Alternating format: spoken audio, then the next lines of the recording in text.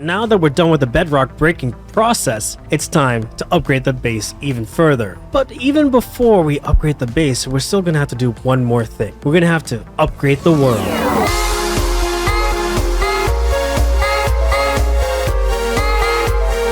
What up, my roomies, and welcome back to the technical guide to Minecraft. And today we're going to be upgrading our world, but you'll notice that we're at our gold farm. Now, why are we at our gold farm? I thought we were going to be upgrading to 1.20. Well, here's the thing. There's a certain thing that we need to get done before we upgrade because of the nature of what's included in 1.20. Now, in 1.20, you might be familiar with a thing called armor trims. Now, I personally think they're amazing and a great addition. Ignoring the fact that putting gold trims on armor doesn't make piglins not aggro to you, but we're just gonna ignore that. Design-wise, it's been something that Minecraft needed for a long time. However, the issue with armor trims is that now you need a specific shard that you can only find in a bastion in order to upgrade our diamond armor to netherite, which is very problematic when I have a bunch of ancient debris that I haven't processed and I just don't want to go venture out and go find myself some netherite armor trim upgrade thing. So what we're going to do first, and what I strongly recommend, though at this point it's probably way too late for y'all, is to upgrade your diamond gear to netherite while you're still in 1.19. And so that's why we're here. Just a small little lava farm from before, and we have just a basic furnace system, and we have ourselves the lot of ancient debris that we got while we were mining out the Wither Skull farm. So we're just gonna take this, you know what, we'll take an entire stack just in case. And then we're gonna start processing this by dividing this in half. All the while, I was already over here getting some experience because my armor was ripped to shreds during the bedrock breaking process. It's really nice to have one of these gold farms in your base. If you haven't already, go check out that video on how to make a gold farm because it's, in my opinion, one of the mandatory things you need in a Minecraft world. Well, when we're talking about vanilla stuff anyway, because it supplies you with all the gold that you'll need as well as an EXP farm. Because people like me really don't like going to the end and using the Enderman farm because Endermen are scary. Because we're here for a bit, we have a bunch of gold ingots that we could use to make netherite ingots, and with netherite scrap, we'll be able to make ourselves netherite ingots. Okay, now that we've got all this done, to grab all of our netherite scrap and then start combining them into netherite ingots. So from here, we're gonna go run over to our crafting table and make ourselves a bunch of netherite ingots.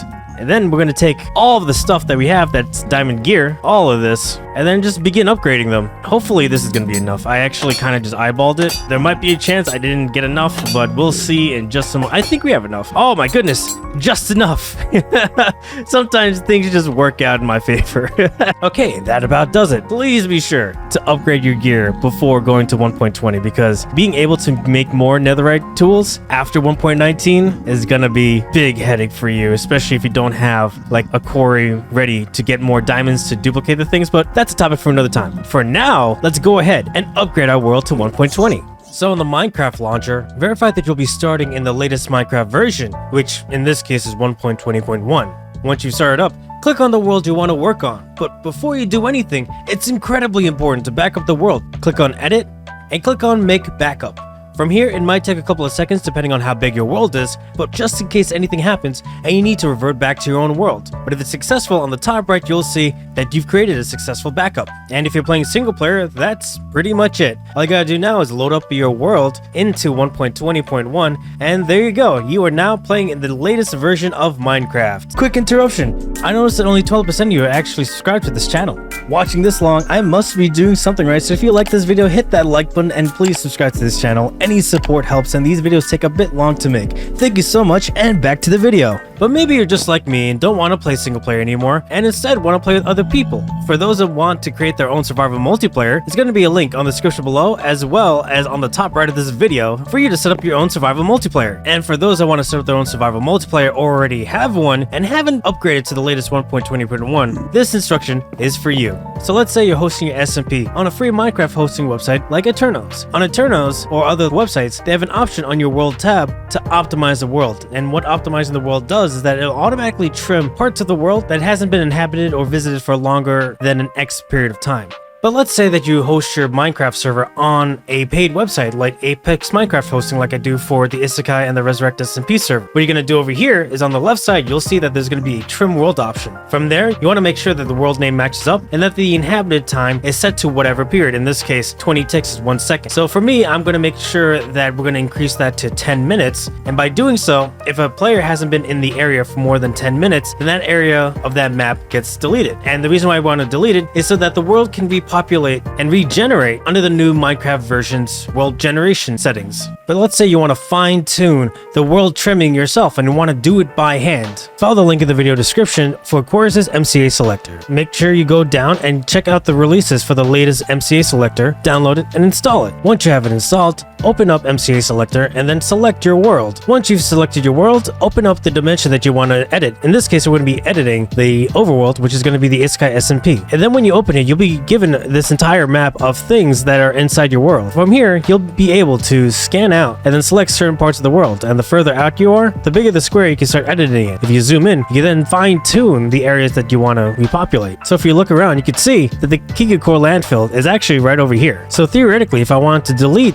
the Kikukor landfill, which I'm not going to do, I can simply scroll out and just delete this entire box, but we're not going to do that. Likewise, if I want to zoom in and just delete this box only so that there's a fine tune with the deletion, I can do that as well. Now obviously I'm not going to do that because I want to keep it, but yes, currently if you look at the top right, you'll see that we're at the highest most settings. But if we were to move this down, we could begin to see the world underneath these layers, because what this represents is the layers that we're looking at. If you want to look within the world to make sure that we're not deleting anything, you can then zoom in and then lower down the layer in which we're trying to look at. And by doing so, we could also then uncover parts of people's bases that may or may not want to be deleted. Now let's say we want to delete this area because it doesn't seem like anything is over here. We've zoomed in and then we've lowered down the layers to try to see if there's anything inside of it. And as we suspected, there's nothing underneath it. And so this is something that we could safely then delete. So we just click on the box, click on selection and do delete selected chunks. One entire box is 124 chunks. If you want to do it, then you delete it. Now bear in mind, once you've deleted a chunk, it is permanently deleted. So that's why in the beginning, we made sure to back up our world save file. Because once you delete something, you're not going to be able to undo it. So as I said before you do anything, make sure you back up your world so that if something does go wrong, you'd revert back to the old save and start again. Remember that you have as much time as you need to, and this kind of process should not be rushed for any reason. And there you go. Once you've prepared your world in all the different ways, you'll now be able to play 1.20.1 with the new world generation in your existing world, which is going to be very, very, very interesting for me. However, we're not going to be doing that for this world just yet, because although we are now running 1.20.1, we're going to be taking a quick detour. And welcome to Beta 1.9 Pre-Release 3. We're going to be time traveling back to older versions of the game with a crosshair on my face, because like the netherite armor that you can't easily get in 1.20, we're going to go back in time to get items that we can't get anymore due to the updates of the game. And in this case, we're going to be downgrading our game to Beta 1.9 Pre-Release 3 in order to get an item that's going to upgrade our base further, and that is of course the end portal frames.